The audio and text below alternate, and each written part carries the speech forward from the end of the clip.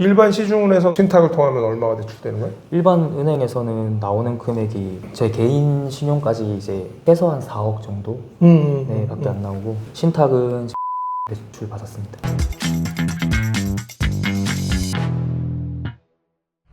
자, 그러면 이거는 벌써 오래된 얘기잖아. 이 건물 산 지 1년이 넘었잖아요. 근데 지금 건물을 또 샀단 말이야. 또 샀습니다. 또 샀는데 그 건물을 잔금을 언제 쳤죠? 저번 주 18일 날 그러니까 4월 18일 날 네. 잔금을 치신 거고 계약은 한 1월 달에 하셨나? 계약은 제가 3월 달쯤에 3월 초에 계약하시고 4월 18일 날 잔금 치셨어요. 잔금 치셔서 소유권이 또 넘어왔어요. 근데 다 말이 안 되는 게 지금 뭐 애가 어리고 회사 일도 많고 또 게다가 지금 건물도 관리해야 돼. 그런데 또 사? 이제 1년 해보니까 이제 쉬워지기도 하고 그리고 괜찮은 매물들 지나칠 수가 없겠더라고요. 그래서 이번 하나 더 매입은 하긴 했지만 첫 번째 건물 매수할 때보다는 조금 더 무리를 하긴 했습니다. 사실 그럼에도 불구하고 괜찮은 수익률이라서 선택하게 됐어요. 자, 그럼 지금 이제 사실은 첫 번째 건물 산 거는 사고 나서 2년이 안 됐죠? 2년이 안 됐어요. 2년 안 됐는데 또 무슨 돈으로 자꾸 건물을 사냐는 거야. 지금 그러면 1년 6개월 정도에 지나서 월세를 받은 게 1,000만 원씩만 받았다 치더라도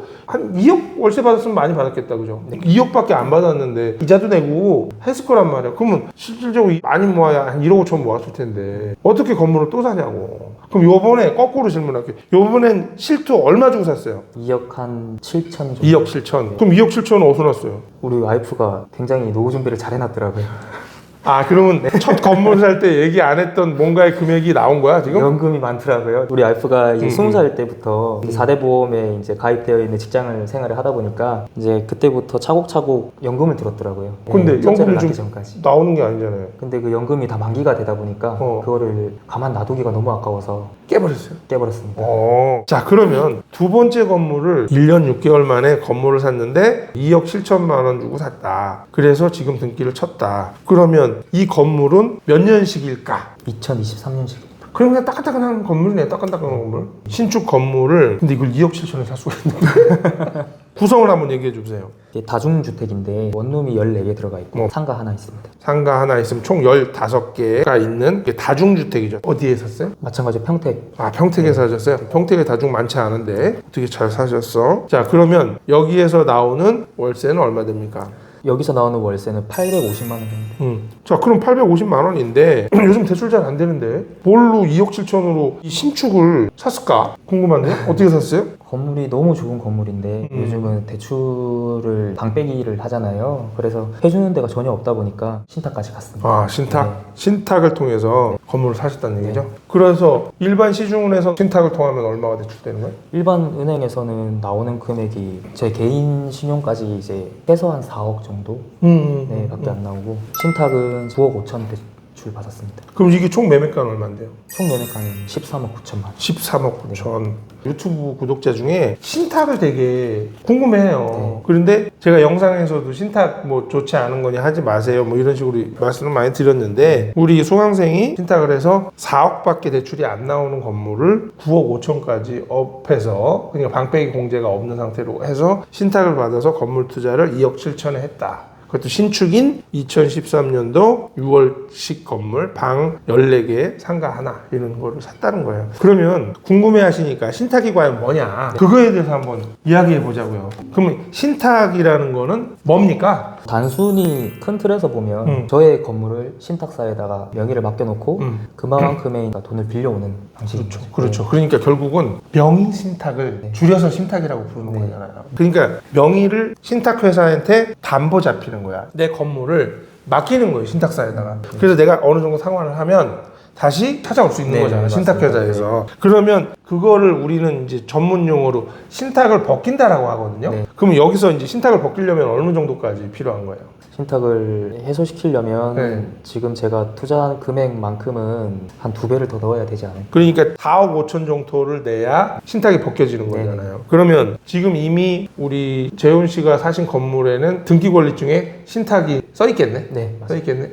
뭐뭐뭐 신탁에서 이렇게 잡았다. 그러면 신탁을 하게 됨으로써 대출금을 많이 받을 수 있는 장점이 있는 거지. 맞습니다. 그러면 이거는 이자는 그럼 어디다 내는 거예요? 이자는 제가 이제 은행에다가 신탁사는 중간에 역할을 하는 거지 사실 그 신탁사하고 나하고는 별로 관계가 없어. 그러면은 거꾸로 정규적으로 사업을 대출받을 수 있게끔 은행에 알아보셨을 거 아니야. 네.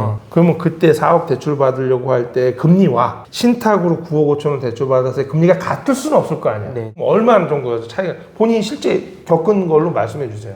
실제로 은행에 갔을 때는 지금 주택에 대한 대출이 안 나오는 상태이기 때문에 얘기를 하면 순간부터 안 된다고 먼저 말씀을 하십니다. 그럼에도 불구하고 제가 이렇게 부탁을 드리고 음료수 사들고 가서 이렇게 사정사정하면 이제 봐주시긴 하는데 거기에 대한 이율이 대략적으로 지금 현재는 한 5% 그래도 정도 5% 정도 네. 얘기를 했었다. 네. 신탁사 같은 경우에는 지금 제가 5.6% 5.6%. 네. 그러니까 0.6%밖에 차이 안 나는 건데, 근데 이거는 근데 사실 정상적인 거는 아니고, 그러니까 만약에 일반적인 대출이 되는 물건이면 내가 음료수 사갈 필요도 없는 거고, 네. 부탁할 필요도 네, 없는 거고, 맞습니다. 사정할 필요도 없는데도 불구하고 이렇게 됐다는 얘기는 정상적으로 했으면 4%대 대출이 나왔을 거예요. 네. 그러니까 실제 뭐 1% 이상은 신탁으로 업이 되는 거겠죠. 맞습니다. 그렇게 알고 이거를 사신 거예요? 아니면 사고 싶어서 알아보다 보니까 여기까지 간 거예요? 후자인 것 같습니다. 그러면 건물 봤는데 내 돈으로는 택도 없는데 네. 그래서 이제 막 미친 듯이 살 방법을 찾아낸 거예요? 대표님도 많이 괴롭혔고요. 그리고 이 건물을 사고 싶다는 의지가 생기다 보니까 제가 찾게 되더라고요. 자, 이제 신탁 대출을 받으셔서 건물을 샀어요. 그러면은 은행은 어떤 은행을 하신 거예요? 신협. 신협에서 그러면 신탁 회사를 연결해 준 거죠? 네, 맞습니다. 신협에서 연결해 준 신탁 회사를 통해서 이제 했다. 그럼 신탁을 굳이 뭐 만나서 막 계약하고 막 그랬나요? 아니요, 그러진 않고요. 은행에서 대출 이제 진행할 때 신탁 직원이 같이 와가지고 본인 소개하고 뭐 따로 특별한 건 없었습니다. 그냥 은행 계약하듯이 그러니까. 네, 여신 증권 하나 주시고 그러니까 실제 우리가 어디 신탁 회사 가서 별도로 상담을 받고 뭐 이런 게 아니고 그냥 은행에서 다 연결되어 있는 회사를 소개시켜줘서 기존에 만나기도 전부터 여기는 어느 정도까지 되고 금리는 얼마입니다 다 안내 받고 그리고 나서 실제 대출 일으킬 때 그때 잠깐 나와가지고 서류 몇 가지 더 작성하고 끝나는 거잖아. 네. 그리고 나서 등기가 넘어가면은 법무사가 알아서 신탁이라고 또 찍어주는 거고. 네. 그러면 단점은 뭐가 있을까요? 신탁을 한다는 얘기는. 단점이라고 하면 등기부등본을 요즘 많이들 떼보시잖아요. 네네. 세입자분들도. 네네.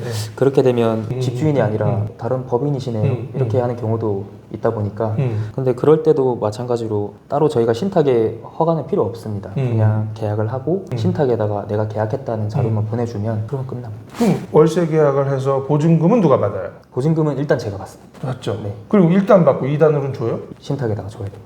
줘야 돼요? 네.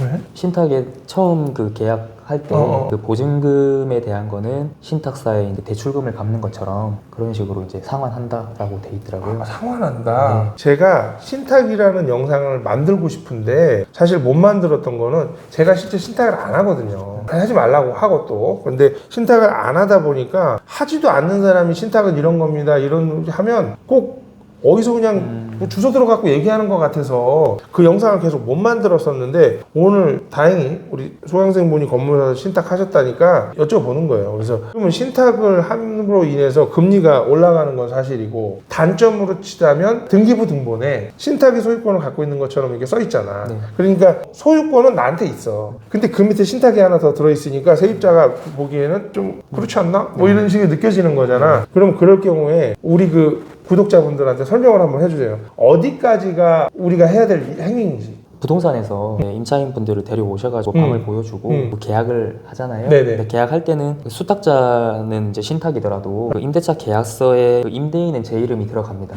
그런데 여기서 조금 번거로운 부분은 신탁사에서도 이제 1년 동안 제가 얼마나 채무를 잘 변제할 수 있는가를 평가를 하거든요. 그 1년간 이제 보증금을 받게 되면 그 보증금을 이제 신탁사에 제가 채무 상환하듯이 상환을 하게 됩니다. 그렇게 되면 이제 그 1년 동안 제가 착실히 채무도 상환하고 이자도 잘 내고 하면 이제 그 다음에부터는 그거를 좀 유예시켜주는 방법이 있더라고요. 그렇게 진행하고 있습니다. 그러니까 이런 맥락인 것 같아. 신탁은 워낙 제가 알고 있기로는 최우선 변제금 이하에 대해서는 신탁사한테 납부하지 않아도 돼요. 그런데 최우선 변제금 이상이라는 얘기는 전세를 줬거나 아니면 보증금을 굉장히 세게 받았다는 얘기잖아. 그런 경우에는 그걸 내가 먹으면 불법이야. 그런 걸로 알고 있거든요. 기본 논리가. 근데 우리 그 재훈님이 하신 거는 신탁을 해줬으니까 한 번에 대한 보증금 정도는 1년이면 한 바퀴 돌 거 아니에요. 네. 그거는 받아놓으면 네. 상환이 돼버리면 이면 보증금 범주만큼 이제 다 갚아진 거잖아, 어떻게 네. 보면. 그러니까 그 다음부터는 마음대로 하세요. 네. 뭐 이런 논리인 것 같아, 그죠? 네, 맞습니다. 그래서 이제 한 1년 정도 지켜보다가 그 다음부터는 이제 뭐 알아서 다 하셔도 상관없습니다. 그러면은 신탁사한테 월세가 들어갔다는 걸 알려야 되잖아. 월세 계약서만 썼다고 하는 것만 알려주고 그러고 나서 월세를 이제 제가 받게 되면 그 이상은 따로 신탁사한테 제가 제출해야 되거나 그런 그게 건 제출의 의미가 없기 때문에 없습니다. 보증금이 변화한 거에 대해서 그들한테 줘야 된다는 의무도 사실 애매한 거야, 이게. 네. 예를 들어서 보증금을 300만 원을 받고 있다가 요번에 새로운 계약을 했어. 또 300만 원 하면 그 돈은 그 돈이란 말이에요. 다시 또 거기다 예치할 필요는 없어요. 다시 납부할 필요는 없는데 500만 원을 받았어. 그럼 200만 원 제가 더 받은 거잖아요. 근데 계약서를 내가 안 보냈어. 내지는 까먹었어. 그럼 어떻게 되는 거야? 알 수 있는 방법이 없어요. 내 계좌를 추적하는 것도 아니고 이 사람이 이자를 안 내는 것도 아니고 그러니까 신탁사에서는 큰 문제를 삼지 않을 거라는 거지. 근데 그걸 약정한 부분에 대해서만 납부해주고 나면 그 다음부터는 알아낼 방법도 없고 그냥 그렇게 넘어가지 않을까? 이런 생각이 드는 거죠. 그 다음에 또 문제될 만한 건 뭐가 있을까요? 딱히 그렇게 없는 것 같습니다. 그럼 전세 줘도 된대요? 전세를 주려고 하면 마찬가지로 똑같이 그렇게 상환을 해야 되기 때문에 굳이 제가 전세를 줄 그러니까 본인 입장에서 전세를 줄 이유가 딱히 없는 거지. 네, 그 없습니다. 전세를 주면은 그거를 신탁에 상환해야 되는 거다 보니까 사실 갚아서 이자를 좀 적게 내는 건 의미가 없는 거야. 왜냐면 월세 받는 게 더 센 거니까, 그죠? 그래서 굳이 신탁을 했을 경우에는 전세를 줄 이유가 하나도 없다. 그럼 결국은 이 건물을 전세가 끼어 있는 상태로 샀으면 신탁을 안 주고도 살 수 있었겠지. 근데 그런 상황이 안 되고 요즘에 이제 전세를 많이 주면 또 보증보험 이런 것 때문에 어려우니까 신탁을 통해서 사신 것 같아요. 자, 여기서 그러면은 이자를 논아 가질 거 아니에요. 신탁사하고 신협하고 논아 가질 거란 말이야. 그럼 선생님은 신탁의 의자를 별도로 내요? 아니요, 안 냅니다. 그렇죠. 그러니까 이 5.6% 수수료에서 자기네들끼리 논아 먹는 거잖아. 나는 그냥 은행에만 이자를 주면 되는 그런 개념이죠. 예. 그러면은 실제 세를 줄 때 신탁이 있음으로 인해서 계약이 파기되고 막 이런 적은 있어요? 아니요. 전세면 그럴 수 있는데 월세 같은 경우에는 그런 위험이 전혀 없는 것 같습니다. 세입자분들도 보증금이 적다 보니까 전세 상대적으로 적다 보니까 그렇게 불편함을 느끼시는 분은 없는 것 같아요. 그렇죠. 네. 제가 강의를 하거나 우리 재훈 씨하고 같이 뭐 이야기할 때는 신탁은 가급적 하지 마라. 이렇게 얘기를 했었잖아. 근데 신탁을 했는데 내가 신탁을 한 거에 대해서 반대하진 않았잖아요. 그거에 대해 설명 좀 해주세요. 이 건물의 히스토리가 조금 있었는데 건물이 이제 제가 13억 9천에 제가 매입을 했잖아요. 근데 이제 매도자께서는 이 건물을 직접 지어서 파셨어요. 맞아요. 근데 지금 경기가 갑자기 기울어지다 보니까 이거를 좀 급하게 파시려고 하셔가지고 매매가가 많이 떨어졌었어요. 그래서 이제 13억 9천에 나왔고 감정평가를 받았는데 감정평가가 12억 이상이 나왔습니다. 그러다 보니 이제 9억 5천에 대한 신탁을 받아도 수익률이 10%가 나오더라고요. 그러니까. 예, 그래서 이거는 너무 좋은 건물이다 해서 그렇게 이제 수익이 발생하다 보니까 대표님께서 말씀하시는 것처럼 내가 잔금을 마무리하고 나서 그 다음날 바로 수익이 발생할 수 있는 건물이다 라는 게 정확히 맞아떨어진 건물이라서 그래서 매입을 하게 됐습니다. 제가 이제 항상 신탁을 좀 안 좋게 생각하는 이유가 대출을 너무 많이 일으켜서 투자를 하게 되면 이자가 우리 받는 임대료보다 많아질 수가 있거든.